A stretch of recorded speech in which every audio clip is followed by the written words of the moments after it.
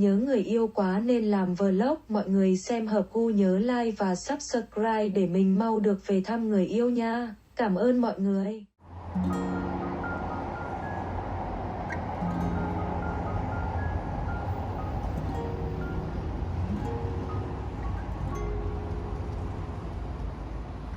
Nhiều bạn đón ngày đầu tiên của tuần lễ vàng bằng một cơn mưa đầu mùa suốt từ trưa tới tối. Trời lạnh, lại thêm mưa và gió mùa khiến nhiệt độ Tokyo xuống đến 13 độ trong ngày. Hồng cản bước quyết định đi chơi dịp lễ của mình. Tuy nhiên, bất chấp mưa và gió lạnh như thế, bạn mình vẫn rất là kiên định với buổi đi chơi này. Một phần vì bạn của bạn mình đã mua vé trước cho hai đứa. Hôm nay bạn mình hẹn đi chợ cá Tsukiji. Tuy nhiên vì mưa hoặc vì tuần lễ vàng cũng không biết nữa mà chợ cá đóng cửa.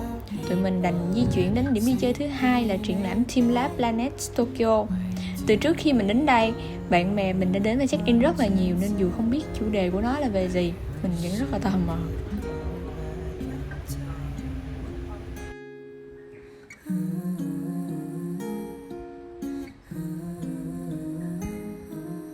Sau khi đến ga hẹn, bọn mình lại phải đi bộ thêm 5 phút trong thời tiết lạnh lẽo của vùng vịnh Tokyo. Hẹn người ta lúc 2 giờ mà đến 2 giờ 30 bọn mình mới đến chỗ để xếp hàng. Mưa thì cứ rơi còn lòng mình thì rủ rượi.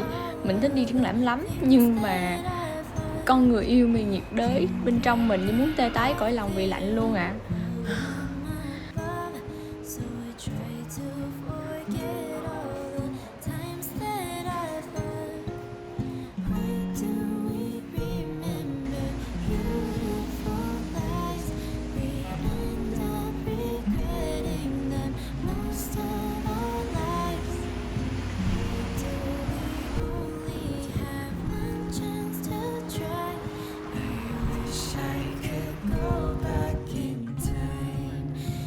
Đến nơi rồi còn có cả hàng dài người xếp hàng trong cơn mưa luôn.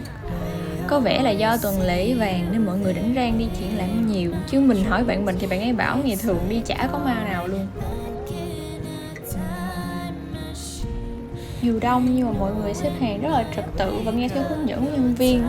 Còn đây là cảnh mình bắt gặp được một bé gái đang chơi với lại mưa, nhìn rất là đáng yêu.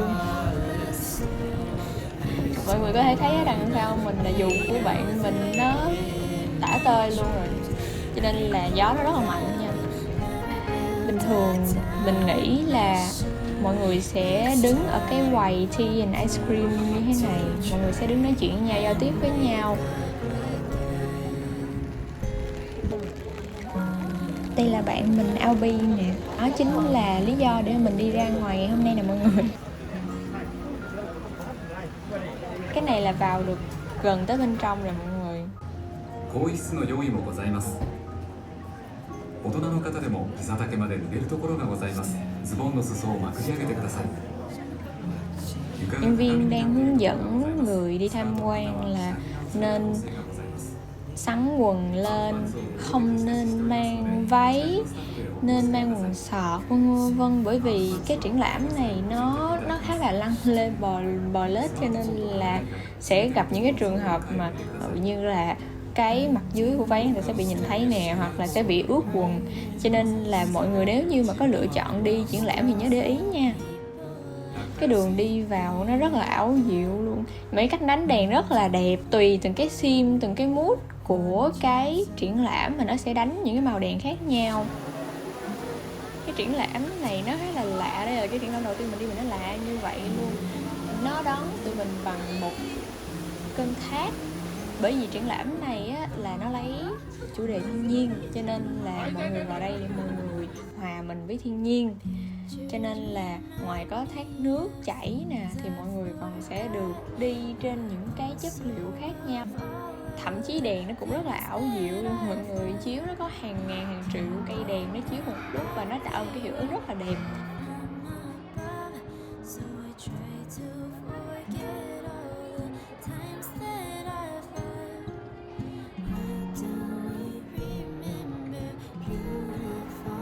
Đèn thì nó ảo diệu như vậy nhưng mà tới khi mình bước vào để mình diễn á, thì mình diễn giả trân rồi, mình diễn nhìn như là mình giống như là mình không còn cái biểu cảm nào hay hơn để mà mình diễn luôn. Mọi người mốt mình sẽ luyện tập nhiều hơn.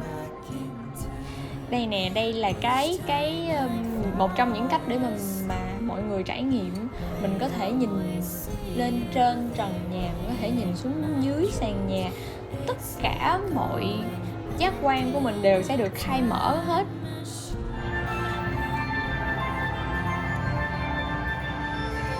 Đến cái phần này của triển lãm thì mọi người sẽ phải xắn quần lên tới đầu gối và bước vào một cái không gian toàn là nước.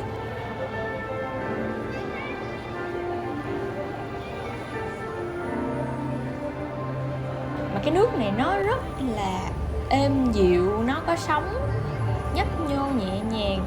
Nhìn nó không khác gì là mình đang đứng ở một cái dòng sông để mà mình chơi đùa hết. Và nước nó rất là ấm, dù thời tiết Tokyo lúc đó là 10 mấy độ.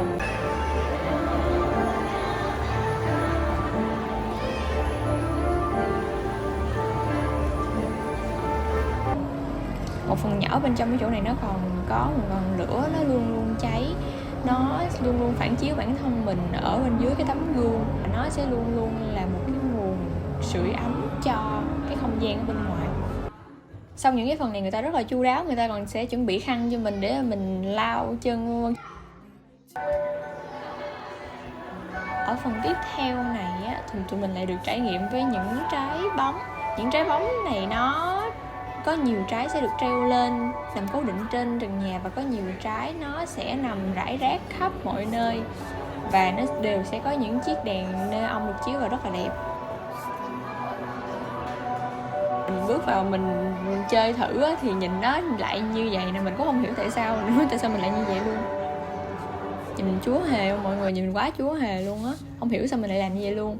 Sau rồi còn bước vào chụp hình, chụp thử các kiểu cho giống người ta nữa, nhưng mà không hiểu sao cái hình nó ra thì nhìn y chang như mình đang chống lại peer pressure, hoặc là mình đang bị thoái hóa đốt sống cổ vân vậy đó. Còn cái tấm này á, là mình đang chụp cho bạn mình xong rồi bị những cái trái bóng nó tấn công. Mà nếu như mà sau khi mình bước ra ngoài cái cổng rồi mình nhìn lại cái triển lãm này thì nhìn nó như là một cái bức tranh thiệt là đẹp.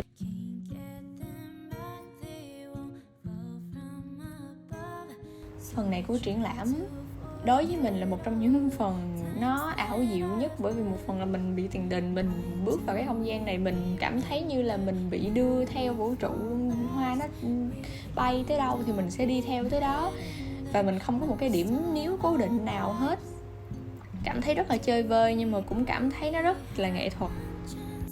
Ngoài ra trong không gian này nó còn có mùi thơm thoang thoảng của từng loại hoa nữa.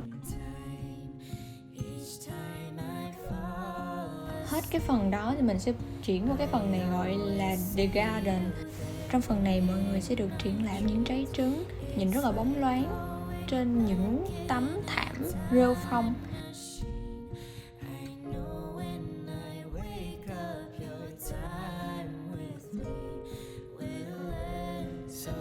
Tiếp đến tụi mình được bước vào cái không gian ngập tràn hoa. Mình nghĩ là những loại hoa này hầu hết đều là hoa lan và hoa lan rừng.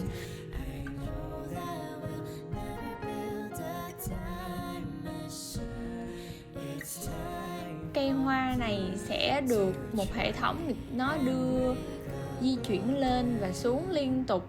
Nó khiến cho mình cảm giác như là mình bị ngập tràn trong một cái vườn hoa. Mình phải cúi xuống, mình phải bò vào trong cái vườn hoa này, thay vì là mình bước vào, hoặc là thay vì mình đi vào cái vườn hoa này. Mình phải nhường chỗ cho thiên nhiên.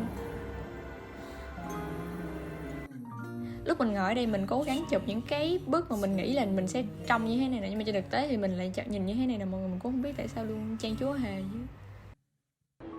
Rồi, cảm ơn mọi người, đó là tất cả mọi thứ. Hẹn gặp lại mọi người.